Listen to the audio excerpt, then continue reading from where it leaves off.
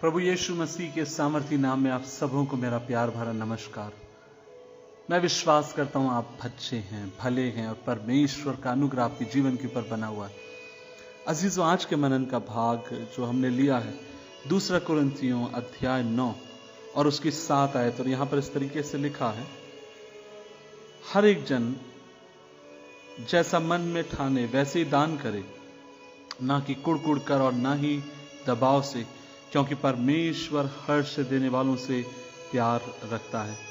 English में इस तरीके से लिखा, मैं आपके लिए इंग्लिश में ही पढ़ना चाहूंगा। 2 Corinth chapter 9 verse 7, it is written here, each person should do as has decided in his heart, not out of regret or out of necessity, for God loves a cheerful giver। अजीजों, परमेश्वर का वचन आपसे मुझसे कहता है कि आपको मुझे परमेश्वर के लिए दिल खोलकर देने वाला होने की आवश्यकता है। आपको मुझे लोगों की मदद करने की आवश्यकता है।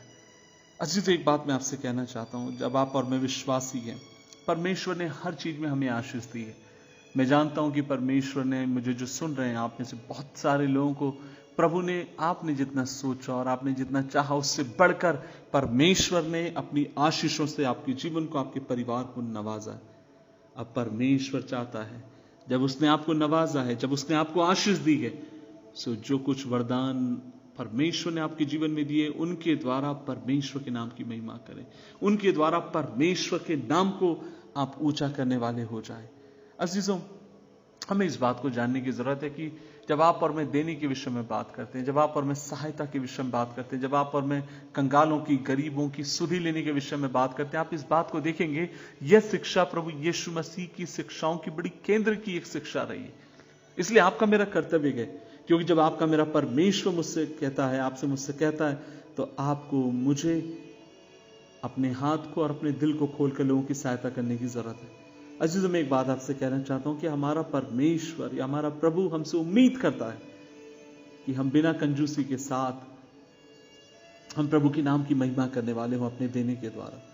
अजीजों, यदि हम वास्तव में परमेश्वर से प्यार करते हैं और वास्तव में यदि हमारा मन उसकी ओर है, यदि वास्तव में हम अपने दिल से उसको चाहते हैं, मैं आपसे कहना चाहता हूं, हमें जीवन में घटियां होंगी, कमियां होंगी, लेकिन परमेश्वर एक जरूरत को पूरा करेगा। लेकिन आज मैं आपसे कहना चाहूंगा कि प्रभु आपसे मुझसे चाहता है, यदि आपको मुझे परमेश्वर ने दिया है, हम अपने हाथों को खुला रखें, अपनी मुट्ठियों को खुला रखें, ताकि उनके द्वारा प्रभु के नाम की महिमा करने वाले हो जाएं। अजीजों, मैं एक बात आपसे बोलना चाहूंगा कि हमें अपनी मुट्ठियों को बंद नहीं रखना है, हर समय अपनी मुट्ठियों को खुला रखना है, ताकि उसके द्वारा परमेश्वर के नाम की महिमा हो सके। अजीजों, मुझे अभी भी याद है, काफी साल पहले की बात है, मुझे केरल में एक जगह पर जाने के लिए मौका मिला। कोट्टयम करके एक शहर है, वहां जाने के लिए मौका मिला। यदि आप कभी वहां जाएंगे तो आप देखेंगे कि मेरे ख्याल से केरला का सबसे ज्यादा मसीह लोग रहने वाले जो शहर है कोट्टयम में, और त्रिवेला करके शहर माना जाता है कि सबसे ज्यादा क्रिश्चियंस वहां रहते हैं, और आप देखेंगे सबसे ज्यादा मसीह लोग वहां पर अमीर है। और मुझे याद है, एक बार की बात है, मुझे जाने का मौका मिला और किसी पास्टर साहब ने मुझे बहुत ऊंची इमारत दिखाई और उन्होंने कहा कि पास्टर किशोर, ये इस एरिया का सबसे सुंदर बिल्डिंग है। मैं भूल गया उस एरिया का नाम, और मैंने कहा अच्छी बात है, प्रभु ने उन्हें बहुत आशीष दी। उन्होंने कहा एक मसीह की है। और तब उन्होंने मुझसे कहा, पास्टर किशोर, 50 साल पहले यहाँ पर बड़ी इमारत नहीं थी, यहाँ पर एक झोपड़ी थी। मैंने कहा किसकी झोपड़ी? उन्होंने मेरे से कहा, पास्टर किशोर, हमारे शहर में, हमारे गांव में एक विधवा रहा करती थी, जो 4 बच्चे थे, और उसने अपने पति को खो दिया और बहुत गरीबी, कंगाली के साथ अपने बच्चों को पाल रही थी। और एक दिन की बात है, उसने प्रभु यीशु मसीह को उद्धारकर्ता करके स्वीकार किया। प्रभु ने उसके जीवन में काम किया, और वो कहती है, उन्होंने मुझसे कहा कि एक दिन की बात है, वो तेज वहां पर बारिश हो रही थी, और बारिश होने के समय में ये विधवा बहन अपने 4 बच्चों के साथ उस झोपड़ी में थी। और कुछ देर के बाद वो सुनती है कि किसी ने दरवाजा खटखटा, और वो बहन जब दरवाजा खोलती देखती है, उनकी चर्च के पास्टर दरवाजे के सामने खड़े हैं। उस बहन को बहुत खुशी हुई, उन्होंने पास्टर को भीतर बुलाया। पास्टर ने कहा, देखो बहुत तेज बारिश हो रही है, मैं पास के गांव में प्रचार के लिए जा रहा था और बारिश के कारण मैं यहाँ पर रुक गया हूँ, क्या मैं थोड़ी देर आपके घर में शरण ले सकता हूँ?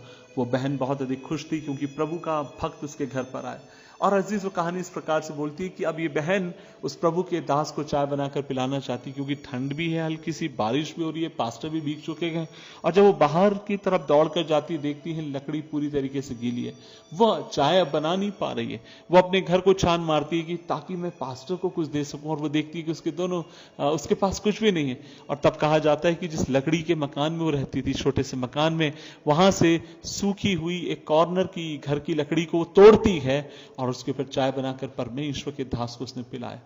प्रभु के दास ने जब चाय पीते समय उन्होंने देखा कि ये बहन अपने जो लकड़ी का इसका मकान है जो बना हुआ, वहां से लकड़ी तोड़कर मुझे चाय बनाकर पिला रही। उन्होंने दर्द के साथ, उन्होंने आंसुओं के साथ उस बहन के लिए प्रार्थना करी।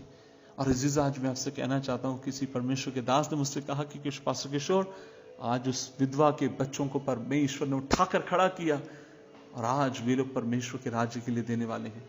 मैं आपसे क्यों कहना चाहता हूं? मैं आपसे कहना चाहता हूं, जब आप और मैं प्रभु से के प्यार में कायल होकर, जब आप और मैं प्रभु के क्रूस की तरफ देखकर अपने हाथ को बढ़ाते गए, परमेश्वर उस भेंट को स्वीकार करता गया। परमेश्वर उसके बदले 30 गुना, 60 गुना, 100 गुना आपके मेरे जीवन को देने वाला परमेश्वर है। मैं आपसे कहना चाहता हूं, जिस समय हमने प्रभु यीशु मसीह को प्रभु जानकर स्वीकार किया, मात्र, अगर मैं सही हूं तो मात्र 15 रुपए हर दिन का हम लोग मिलकर कमाते थे। लेकिन मेरी माँ हर हफ्ता जो कुछ वो कमाती प्रार्थना करके लाती और उसका दशमांश निकालकर वो चर्च में देती। काफी सेवकों को उससे मदद करती। और मैं आज आपसे कहना चाहता हूं, इस 15 रुपए कमाने वाले परिवार को परमेश्वर आज उठाकर खड़ा करता है और प्रभु ने हमें बहुत जीवन में आशीष दी है। आज मैं आपसे कहना चाहता हूं, हमें हर्ष के साथ देने की जरूरत है, आनंद के साथ देने की जरूरत है, ताकि परमेश्वर के नाम की महिमा हो। प्रभु आप सबों को आशीष दे। आइए मिलकर प्रार्थना करें। प्रभु जी, हम धन्यवाद देते हैं इस वचन के लिए और हम दुआ करते हैं, हमें अनुग्रह दे, इस वचन को हम माने और इस पर चलने वाले हों और तेरी इच्छा अपने जीवन के द्वारा पूरी करें। यीशु के नाम में आमीन।